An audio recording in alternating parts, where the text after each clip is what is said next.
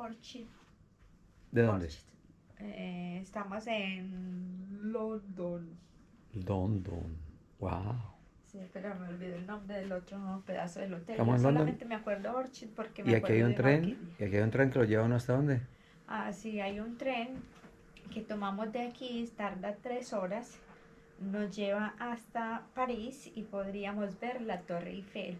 Pero como eso no estaba programado dentro de nuestro itinerario, nosotros pensamos, ah, no, ahorita agarramos ese tren y nos vamos, y resulta de que no tendríamos tiempo de regresar porque el último tren de allá para acá sale a las 9 de la noche, entonces no nos da el tiempo.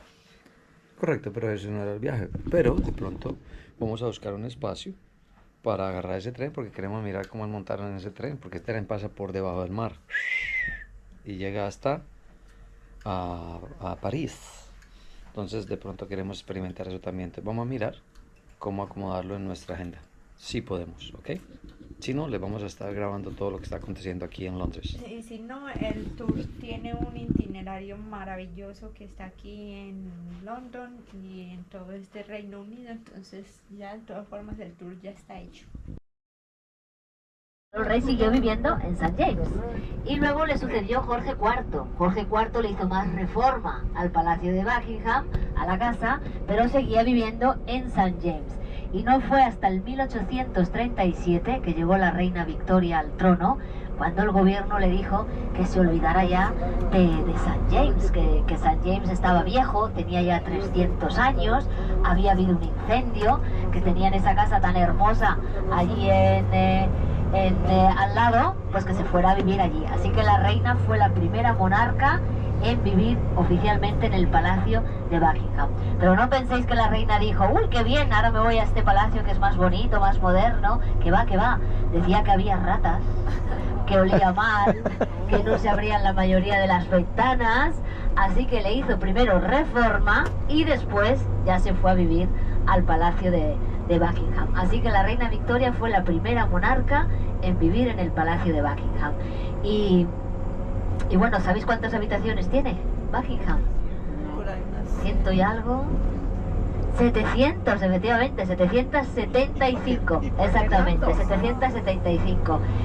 Y ahora están abiertas está abierto el palacio de Buckingham. O sea que pueden tener más Se hijos. puede visitar el palacio en esta época cuando se van los reyes de vacaciones. Se van a mediados de julio y hasta primeros de octubre. Así que este año abrió al 10 de julio y hasta el día 28 de septiembre está abierto el palacio de Buckingham al público. Se puede visitar. Pero de las 775, ¿sabéis cuántas salas se ven? 19, que son las 19 salas de estado donde el monarca recibe a la gente, ¿no? Cuando vienen los invitados. Mira la estación para ir a Francia. A los, que agarra usted el tren. A los embajadores, efectivamente, donde hacen las obras de caridad también, donde hacen todos los pasan por el mar oficiales. Son y llegamos a Francia. 19 salas y esas son las salas que se ven cuando se visita el palacio, y luego también los jardines. Eso es lo que... ¿Cuánto nos escapamos y nos vamos para allá? Y bueno, ahora hay un muro todo alrededor del palacio y tiene mucha seguridad, tiene cámaras de seguridad, ¿no? Como os podéis imaginar, tiene pinchos, pero hasta en más de 10 ocasiones han entrado en el palacio de Buckingham, ¿eh? Hasta más de 10 ocasiones. ¿Hay aquí algún fan de la serie The Crown? ¿Sí? Algunos lo habéis visto, ¿verdad? Si habéis llegado a la última temporada, a la 5, a lo mejor alguno se acuerda de ver que en un episodio pues sale Michael Fagan, un hombre que se coló en el palacio, pero 2 veces. Se coló 2 veces en el palacio de Buckingham. Y por lo visto, pues él lo que hizo fue, claro, no tenían las medidas de seguridad que hay ahora, luego las aumentaron, ¿no? Esto fue en el año 82, 1982. Y dicen que este hombre subió por la fachada, pues escalando por las tuberías del palacio. Y vio una ventana abierta, se metió, se paseó por el palacio, por una sala, por otra, no se encontró con nadie, ninguna cámara le vio. Pero no, como no se encontró con nadie, pues se marchó. Y luego 2 o 3 semanas después dijo, pues voy a entrar otra vez, a ver si esta vez me encuentro con alguien, ¿no? Me encuentro con la reina, por ejemplo. Bueno, pues él se metió otra vez, subió por las cañerías, las tuberías del edificio, ventana abierta de nuevo, se mete, pasa por la sala del trono, la sala roja, la sala verde. Bueno, hasta que se encuentra con la habitación de la reina. Ahí se la encontró, entró y dice que la reina cuando le vio, le dio el botón del pánico. Pero allí nadie fue a ayudar a la reina. No funcionaba, no se sabe qué pasó.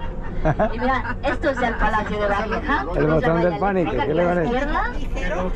Todas estas casas que veis aquí, estas ventanas son de los apartamentos de los sirvientes. Aquí viven unos 250 sirvientes. Toda esta parte también es Buckingham. Ahora la parte bonita es la fachada principal, que es a la que vamos ahora para que hagáis las fotos, ¿no? Y bueno, Michael Fagan pues se sentó allí en los pies de la cama de la reina a hablar con la reina. Y allí estuvo 15 minutos charlando con la reina y contándole los problemas con su exmujer, porque estaba separado, contándole que no tenía trabajo, que le ayudara a encontrar un trabajo. ¿Y quién mejor que la reina? ¿Quién tiene más contactos aquí, verdad? Que la reina. Bueno, pues 15 minutos estuvo allí charlando hasta que vino una sirvienta a atender a la reina, era por la mañana, y dicen que ella fue la que dio la voz de alarma y ya vinieron y se lo llevaron.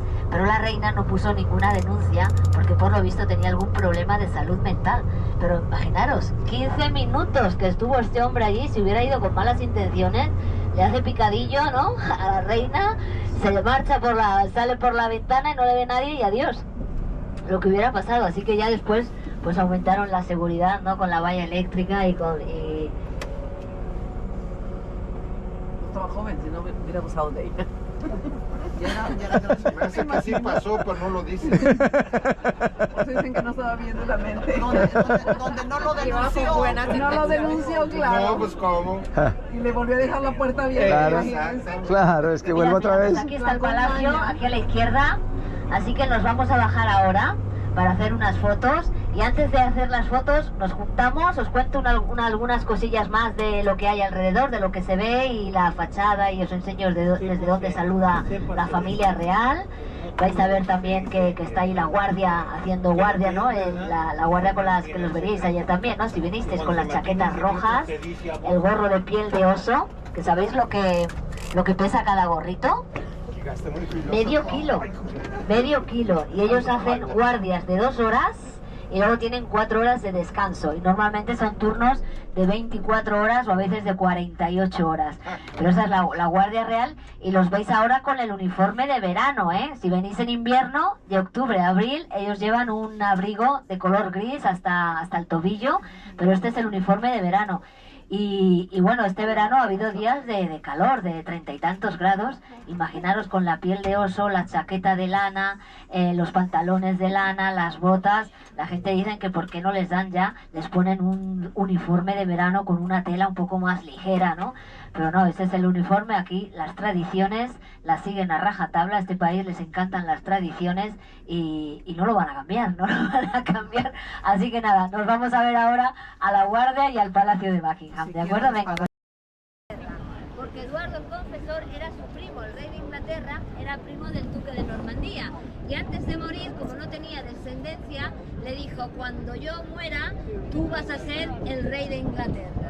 Pero claro, este vivía ahí en el norte de Francia y ni siquiera hablaba inglés. Así que cuando murió el rey de Inglaterra, aquí los ingleses pues no se acordaron ni de Guillermo ni de nada. Pensaron: tenemos tantos nobles aquí, ¿para qué hay que llamar al duque de Normandía?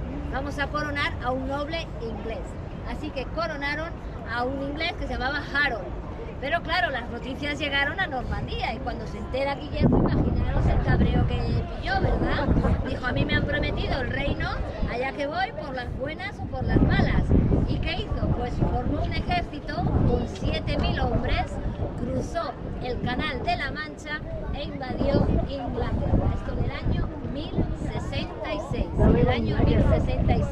Pero claro, ahora llega aquí y aquí no le querían. Se está acordando, hermano. Recibieron con los brazos abiertos. Así que lo que hizo fue construir más de 500 castillos para proteger el territorio que había conquistado. Castillos que hacían en Francia, no los castillos que hacían por aquí.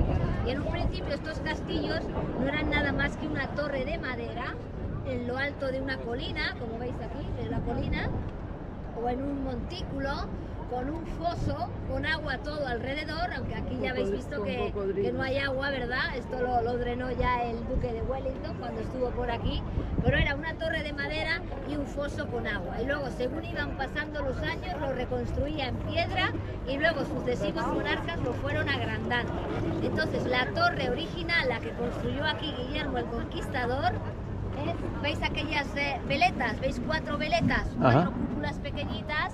Eso es una torre cuadrada y esa torre es la Torre de Londres, la torre original que construyó Guillermo el Conquistador a finales del 1000, ¿no?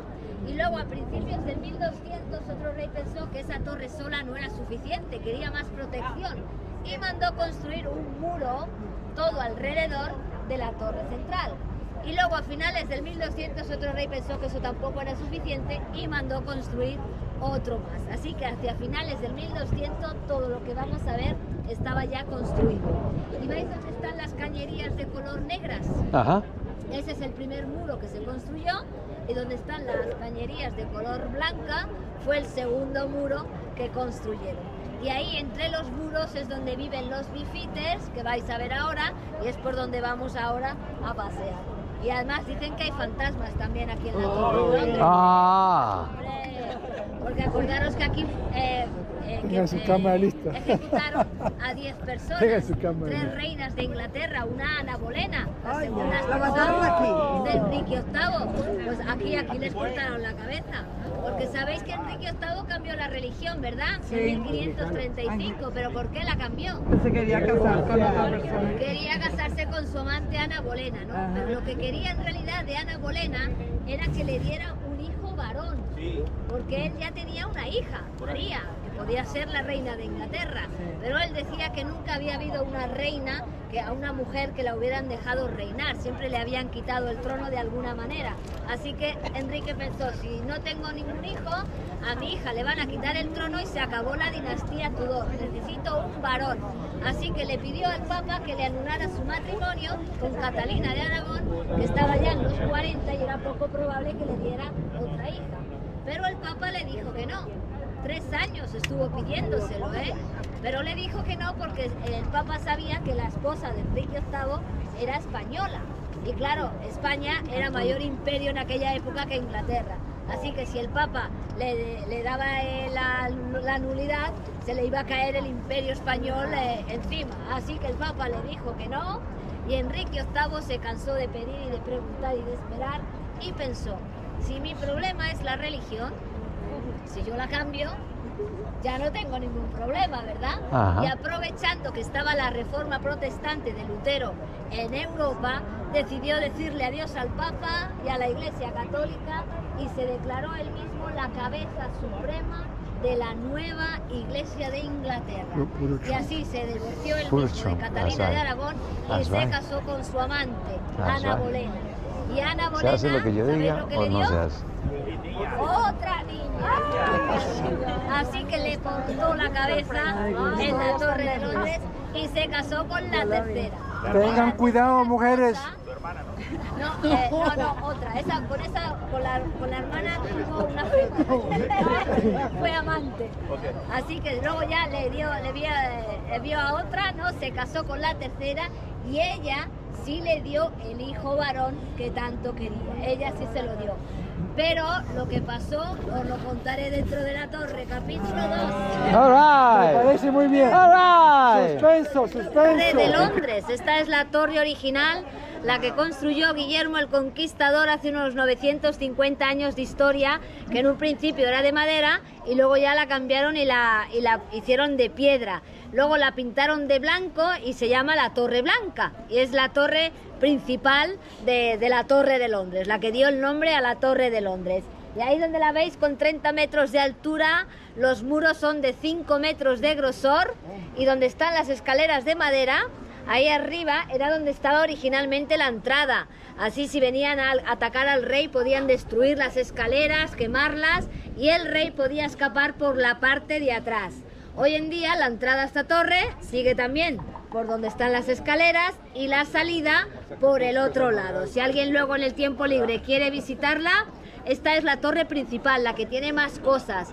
Aquí ya venía la gente incluso a finales del 1600 a ver la atracción turística, que era la Torre de Londres. Tenían armas, armaduras, y habían tallado en madera a los reyes a tamaño natural y a sus caballos, todo a tamaño natural. Mirad, mirad cómo le da.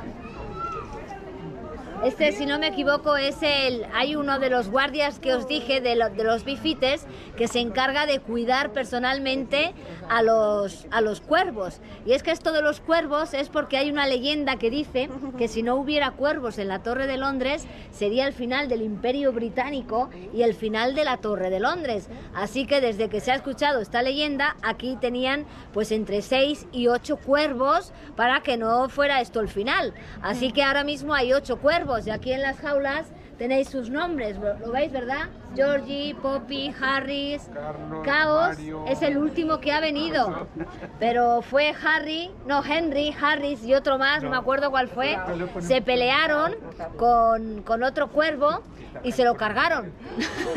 Pero rápidamente trajeron a otro y el último que ha venido es Caos. Esperemos que no traiga el caos aquí, ¿no? A la Torre de Londres, porque es el último que ha venido. Y este guardia, si no me equivoco, es el que ha reemplazado a otro guardia de la torre que estuvo 13 años cuidando de los cuervos. Este lleva desde enero y se encarga pues darle de comer todos los días a los cuervos 170 gramos de carne fresca, les dan ratoncitos también, les dan galletitas bañadas en sangre, les dan huevo cocido, les dan queso, mermelada. Están aquí a cuerpo de rey. ¿Vosotros creéis que se van a marchar estos cuervos? No. No se van a marchar, ¿verdad? Jamás. Pero por si acaso a alguno se le ocurre, le recortan una de las alas, así les dejan desequilibrados para que no se puedan marchar muy lejos. Así que aquí los tienen muy bien cuidados. Oh. ¿Qué tipo de flores son? ¿Habéis visto esas flores, verdad? Las vais a ver en más sitios alrededor de la torre. Esas flores representan amapolas. Las amapolas era la única flor que crecía en los campos de Bélgica en la Primera Guerra Mundial. Y entonces la amapola aquí representa la sangre derramada de los más 800.000 soldados que murieron en la Primera Guerra Mundial. Y ya cuando se conmemoró los 100 años de la Primera Guerra Mundial, en el foso donde os he hecho la introducción, pusieron una amapola como estas por cada soldado británico que murió, 800.000. Sí. Cambio, ¿no? Gente con dinero, eclesiásticos, aristócratas, pues no quisieron seguirle y no le querían como la cabeza de la nueva iglesia de Inglaterra. Así que todos ellos eran unos traidores. Y a todos los traía aquí a la Torre de Londres y los dejaba prisioneros. Pero él lo que quería era que le apoyaran de nuevo, eran sus amigos, quería que fueran sus amigos otra vez y le apoyaran. Así que no estaban aquí a pan y agua. Aquí estaban prisioneros, pero venían sus sirvientes con ellos, la familia podía entrar y salir cuando quisiera, luego tenían comida, tenían vinos, cerveza, tenían chimeneas, tenían libros, Usted se tenían salió de todo ahí, menos ese la que libertad. aumentan los que- Incluso algunos podían salir de paseo alrededor de la que ese era otro grupo. Cuando veía que no había manera de convencerlos, pues les iba quitando los privilegios y al final acababan siendo ejecutados y no había manera de Así que todos estos traidores los traía por el río porque era más seguro para que ellos no pudieran escaparse, ¿no? O que les ayudaran a escaparse. Así que por eso se llama la puerta de los traidores.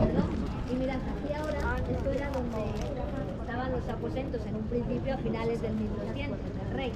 Así que esto lo han restaurado y está por dentro como estaba en la época medieval, a finales del 1200. Esto es solo un piso nada más, las escaleras de entrada están aquí a mano derecha. Si alguien no quiere subir a la Torre Blanca porque son demasiadas escaleras, estas son muchas menos. Y podéis ver pues cómo era la chimenea, la cama, una capilla también chiquitita al final, donde rezaban los reyes en privado. Luego se une ahí y podéis ver cómo era el aposento de cuando construyeron esta torre. Y luego seguís por aquella almena de allá, pasáis la torre y luego hay unas escaleras hacia abajo. Así que no son tantas. Sí. La entrada o la casa del rey. Si Carlos III quisiera quedarse aquí una noche o venir un ratito a descansar, pues esa sería su casa. Y por eso se ve, ahora desde aquí no lo vemos, pero hay un guardia como este que está custodiando la entrada, justo a mano izquierda. Okay. Y luego aquí a mano derecha, donde está esa gente, veis que hay un círculo con una placa de cristal. Sí. Bueno, pues ahí es una especie de cojín. Aquí de cojín nada, ya os digo que era un bloque de madera, para ejecutar, no un cojín. Pero es un memorial a las 10 personas que fueron aquí ejecutadas, ¿de acuerdo? Incluidas las 3 reinas de Inglaterra. Okay. Y os voy a contar ya el capítulo 2, ¿no? Que queréis saber ya qué es lo que pasó. Me quedé en que Ana Bolena le da una hija, ¿verdad? Y entonces Enrique VIII se casa con la tercera esposa, que se llamaba Jane Seymour, y Jane Seymour pues sí que le da el hijo varón que él tanto quería. Le da el hijo varón, pero él nació enfermo y con 14 años estaba ya bastante grave, ¿no? Estaba bastante mal y se sabía que ya mucho más no iba a durar. Así que lo que pasó fue que el duque de Northumberland, un hombre muy ambicioso, casó a su hijo con la prima del rey y convenció al rey de 14 años de que cuando muriera le sucediera su prima, que era protestante, porque si le sucedía su hermana, la hija mayor de Enrique VIII, María, pues María era católica. Inglaterra iba a ser de nuevo católica después de que su padre cambiara la religión. Y él además era protestante, ¿no? Anglicano. Así que al rey le pareció muy bien, murió al año siguiente con 15 años y llaman a Lady Jane Grey, que era la prima, y se vino aquí a la Torre de Londres. Pero Lady Jane Grey y todo el resto que apoyaba al duque de Northumberland, porque Lady Jane Grey tenía 17 años y no tenía ninguna ambición por ser reina de Inglaterra en realidad, ¿no? Pero claro, María era la hija legítima del rey y contaba con mucho apoyo, así que se vino aquí a la torre con un agente que le apoyaba, llamó a su prima y le dijo: vamos a ver, yo soy la hija legítima del rey y tengo mucho más derecho que tú a ser la reina de Inglaterra, así que dime, ¿qué prefieres? ¿Ser ejecutada o quemada en la hoguera? Ay. Claro, ninguna opción era buena, ¿verdad? No. Pero por lo menos la ejecución quizás algo más rápida, si te tocaba un verdugo bueno. Sí. Así que prefirió ser ejecutada y también la ejecutaron aquí dentro de la Torre de Londres. Y después le sucedió María Tudor, así que al final también reinó María Tudor. Y María Tudor cambió la religión durante sus 5 años de reinado. Y le llamaron María la Sangrienta o María la Sanguinaria, como dicen en inglés, seguro que lo sabéis. Bloody Mary, porque quemó en la hoguera a 300 protestantes que no quisieron apoyarla. Es patrimonio cultural de la humanidad, ¿no? Como Venecia, toda la ciudad. Y bueno, no sé si Stonehenge, pues depende mucho de lo que haya visto uno, ¿no?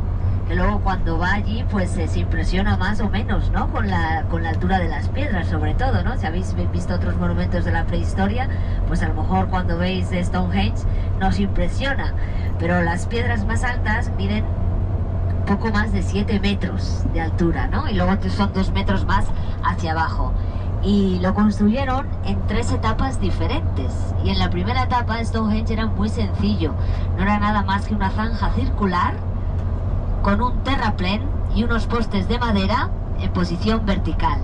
Y esto es lo que construyeron hace 5.000 años. Hace 5.000 años, durante el periodo de la prehistoria, conocido como el Neolítico. Así que hace 5.000 años. Y este círculo de tierra, ¿no? Esta zanja, es lo que le llaman en inglés el henge, ¿no? El henge. Y luego, en el 2500 a.C., fue cuando trajeron las piedras a Stonehenge. Y entonces el henge, el círculo de tierra, se convirtió en Stonehenge, en el círculo de piedras.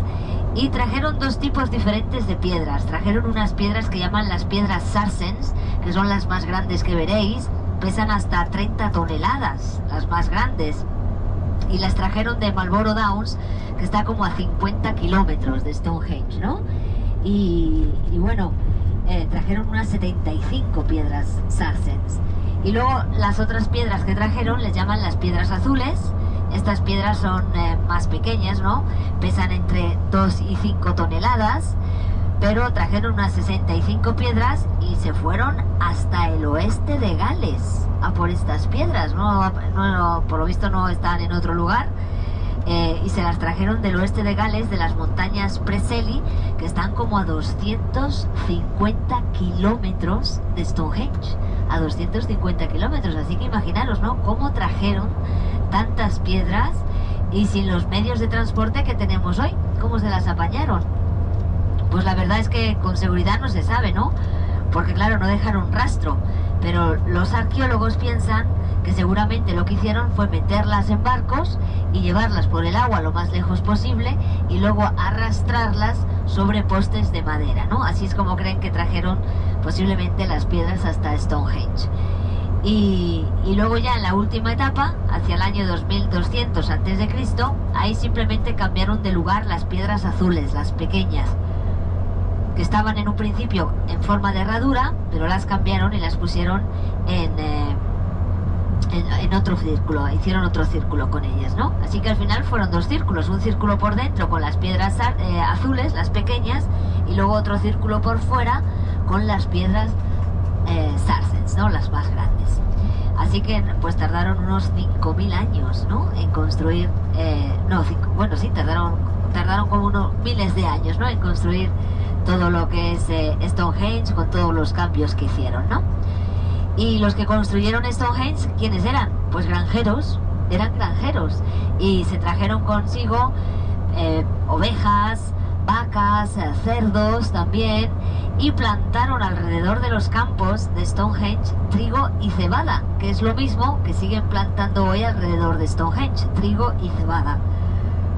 Y luego vivían en unas casas redondas a 2 kilómetros de Stonehenge, del monumento, en Darrington Walls, y tenían unas casas redondas que se construyeron ellos mismos con barro, con paja y con madera. Y hay unas réplicas de estas casas de los granjeros hoy en día en el centro de visitas, así que las veremos, ¿no? Seguramente. Y 2 de ellas están abiertas, así que igual tenemos tiempo y podemos ver por dentro, ¿no? Cómo vivían los granjeros que construyeron Stonehenge. Y luego en el centro de visitas también hay una exhibición chiquitita con objetos que han encontrado los arqueólogos, y también es muy curioso porque hay un ciclorama, y en este ciclorama, si nos ponemos justo en el centro, pues podemos ver Stonehenge durante el solsticio de verano, durante el solsticio de invierno, podemos ver por dónde sale el sol, ¿no? Por dónde se pone, y luego también pues para estos propósitos en diferentes épocas, ¿no? Entonces, por ejemplo, hay una teoría que dice que era un templo druida, que lo usaron los druidas para hacer sus ceremonias y sacrificios paganos, ¿no? Luego hay otra teoría que dice que era un lugar de enterramiento sagrado. Y dicen esto porque en 3 kilómetros alrededor de Stonehenge los arqueólogos han encontrado más de 300 túmulos funerarios. Así que gente fue enterrada en Stonehenge, ¿no? ¿Y quiénes fueron los que allí enterraron? Pues claro, es otro misterio, no se sabe, pero se cree que si Stonehenge era un lugar especial, pues debieron de ser gente especial, ¿no? Quizás grandes guerreros o jefes de tribus, ¿no? Gente importante. Y luego hay otra teoría también que dice que era un calendario solar, porque claro, acordaros que los que construyeron Stonehenge eran granjeros, ¿verdad? Pues quizás utilizaron Stonehenge para saber cuándo venían las estaciones del año, y así sabían cuándo tenían que plantar la cosecha y cuándo había que recogerla, ¿no? Así que esa es otra teoría, Luego también hay una teoría que dice que era un lugar de curación. Y dicen esto porque muchos de los túmulos funerarios se han dado cuenta los arqueólogos que muchos huesos tienen heridas. Entonces piensan que quizás la gente vino a Stonehenge enferma para curarse, porque las piedras tenían propiedades curativas. ¿Quién sabe, no? ¿Quién sabe? Igual vamos de un lugar de curación a otro, ¿no? De las piedras de Stonehenge al agua mineral de la ciudad de Bath. Y luego incluso hay una teoría, porque hay teoría de todo tipo, ¿no? Hay otra teoría que dice que es un asentamiento extraterrestre, que fueron los extraterrestres los que trajeron las piedras hasta Stonehenge. Así que quién sabe, ¿no? Esperemos que no vengan hoy y nos abduzcan a todos, se lleven las piedras, efectivamente.